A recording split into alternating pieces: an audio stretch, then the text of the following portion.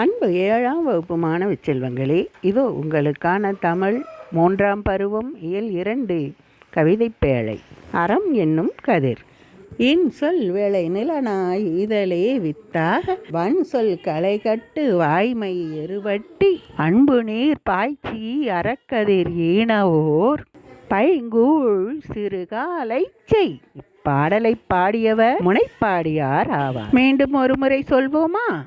இன்சொல் விளை நிலனாய் ஈதலே வித்தாக வன்சொல் களை கட்டு வாய்மை எருவட்டி அன்பு நீர் பாய்ச்சி அறக்கதிர் ஈனவோர் பைங்கூழ் சிறுகாலை செய்.